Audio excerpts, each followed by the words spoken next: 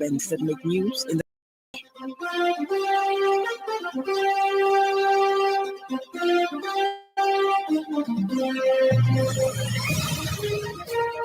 Good afternoon. This is the 5FM Radio Main News. The headlines.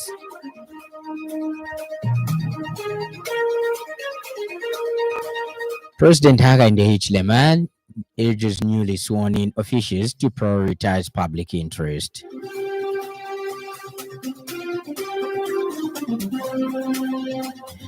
Lunte Member of Parliament warns of surge in illicit alcohol use if new taxes are implemented.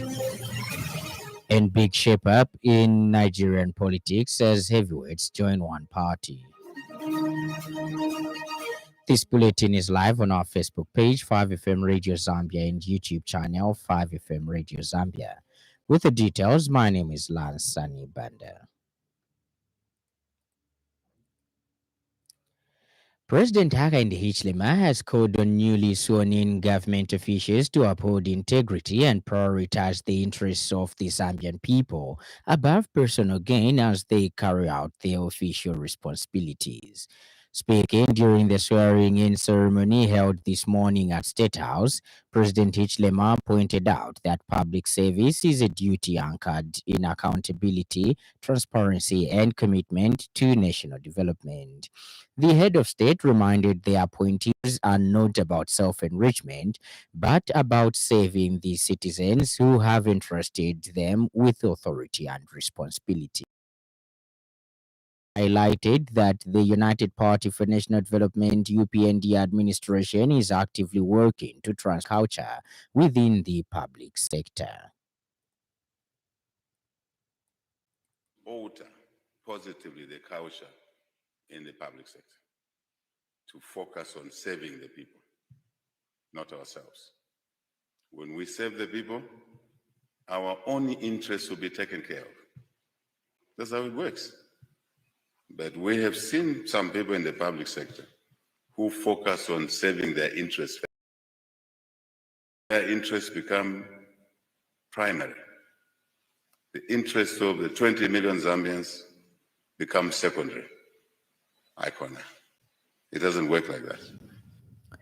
Opposition Patriotic Front Party Member of Parliament for Lunte constituency has raised concerns over the potential negative consequences of the government's newly proposed taxes on alcohol.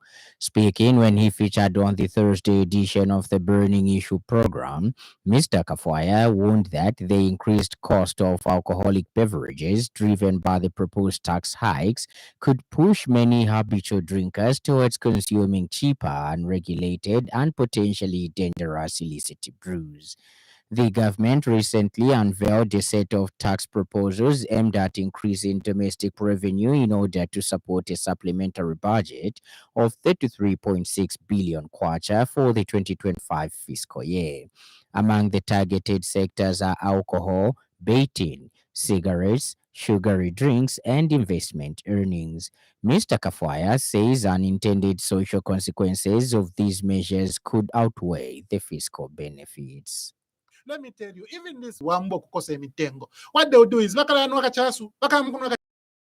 because what you need is to rehabilitate people. You have to rehabilitate them. But kolwa na kale. So ngamwaisa se shapo bubwalo abantu wapantu mabikira kwa mtengo bakaya mkunwa kachasu. What solution have you made as a government? Takuri, but parika drink kalaka Coca-Cola kalaka nono kalya nga walipirira po walipira 1 kwacha omusonko nomba wakulipira 2 kwacha ilya 2 kwacha ilya kaya mukulipira enkongole shirabale kongola pamutengo ukulu, so it is them who are going to benefit from those bond prices. In the meantime, Mr. Kafwaya says the recently deferred Bill number 7, which passed its first reading, is expected to be reintroduced in Parliament within 6 months, in line with parliamentary procedure. You see, that call for consultation is coming from the executive. Did you hear the speaker say that? No? No. Did you hear any member of the select committee say that? It is the president who said that. So the call for consultation is made by the president. The president has realized that there were no consultations. So why should the bill which is in the National Assembly, be deferred. He should have just told his minister, go and withdraw it. We go and consult, and then we recraft a better bill. After we have recrafted a better bill, we take it again for publication, and then a better bill can go to the National Assembly. I thought that's what it means. No, deferment means that same bill will come to the floor of the House as is. At a later stage. At a later, within 6 months. And it is within 6 months. The Center for Interparty Dialogue ZCID has welcomed the move to defer the progression of Bill number 7 of 2025, stating that the development is timely as it will promote broader consultation on the constitutional reform process. ZCID board chairperson Joyce Musenge has therefore underscored that the reform process must proceed at a pace that allows for robust participation and meaningful dialogue, not only for the sake of the 2026 elections, but for the long-term democratic health of the country. She reaffirms that the center looks forward to constitutional reforms that are people-driven, inclusive, and carefully considered processes that reflect the aspirations of majority Zambians.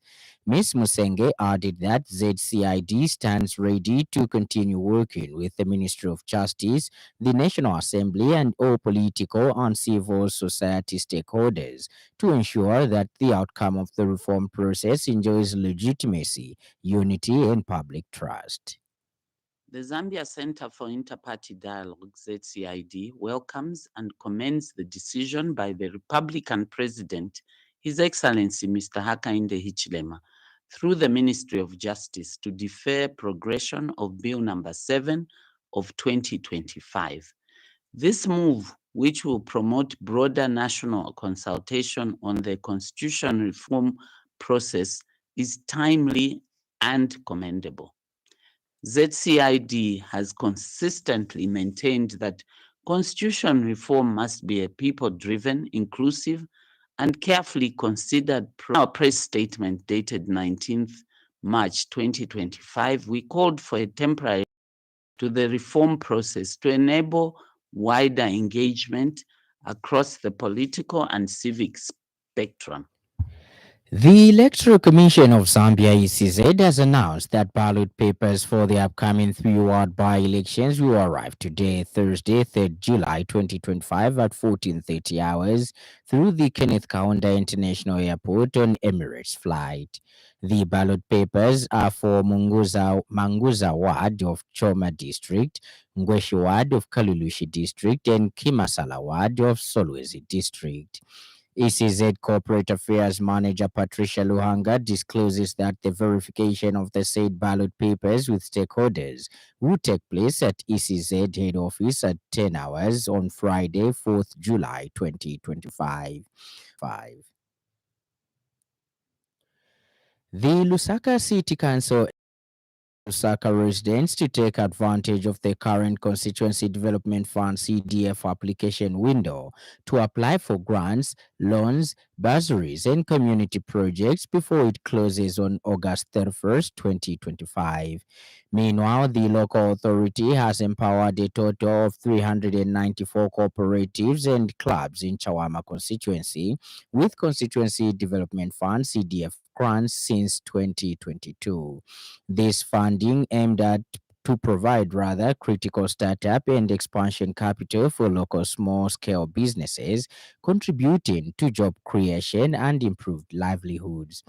LCC Assistant Public Relations Manager Nyambe Bulumba discloses that a total of 8,733,144 kwacha was allocated by the government to support the initiative, facilitating effective program implementation. Mr. Initiative reflects the government's commitment to promoting economic empowerment and enhancing entrepreneurial capacity among residents, thereby and over dependence on formal employment. This initiative reflects the government's commitment to promoting economic empowerment and enhancing entrepreneurial capacity among residents, thereby reducing poverty and over dependence on formal employment. And in line with our CDF guidelines, the Council has continued to monitor and support grant recipients, ensuring proper fund utilization and sustainability. We remain committed as the Council to inclusive development across Lusaka by promoting self-reliance and strengthening income-generating ventures for residents. We therefore to take advantage of the current CDF application window to apply for grants, loans, bursaries, or community projects before it closes on 2025. And in other news trending this afternoon,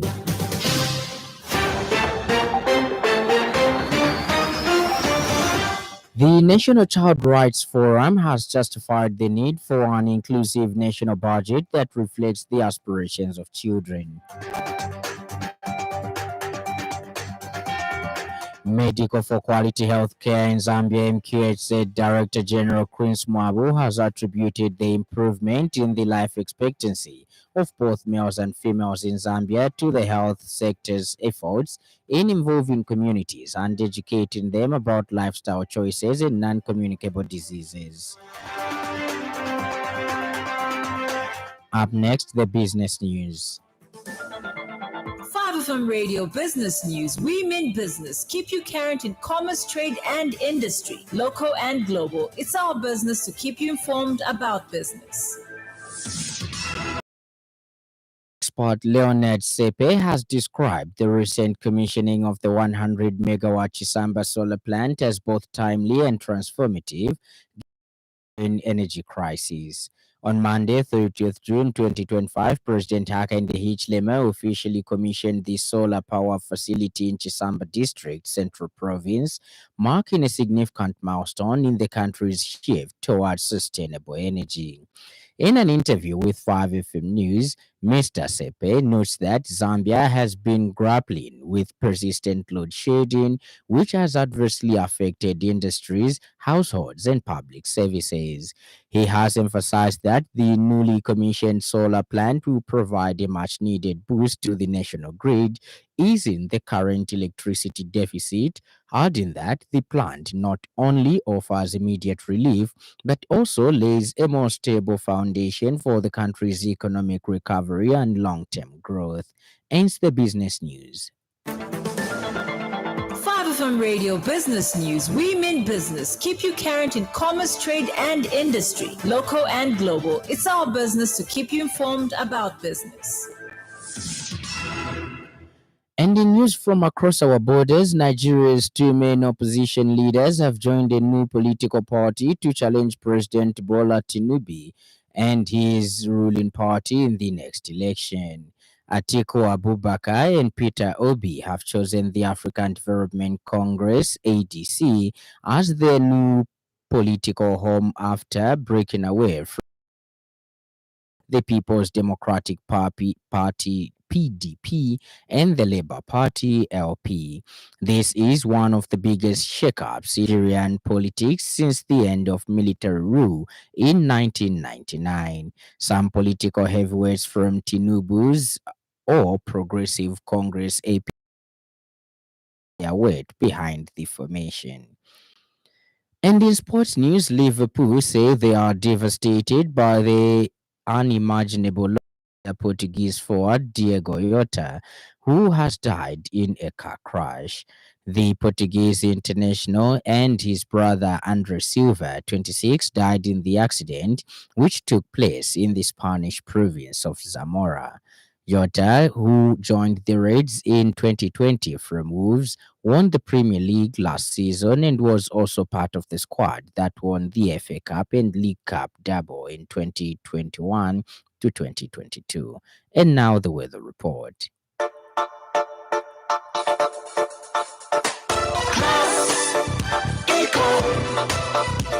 Class Econ Roofing Africa. Class Econ Roofing, plot 17100 off Katanga Road, 150 meters from Mumbwa Road, Chinika Industrial Area, Lusaka. Class Econ Roofing. Class plus economy. Class Econ. Class Econ Roofing Africa. Class The weather is partly cloudy, slightly windy and warm, with a slight chance of light drizzle over Lundazi, Isoka, and surrounding areas. Maximum temperature is ranging between 23 degrees and 29 degrees Celsius, and the evening will be partly cloudy, windy at times, and mild to cool. Ends our weather report, and that item brings us to the end of the news part. Before we go, a recap of the stories that made headlines.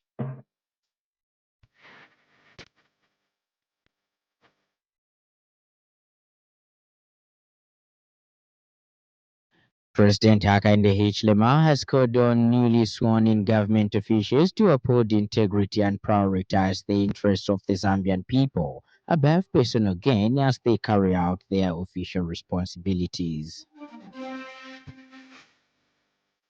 Opposition Patriotic Front Party Member of Parliament for Lunte constituency Mtotwe Kafwaya has raised concerns over the potential negative consequences of the government's newly proposed taxes on alcohol. And finally, Nigeria's two main opposition leaders have joined a new political party to challenge President Bola Tinubu and his ruling party in the next election.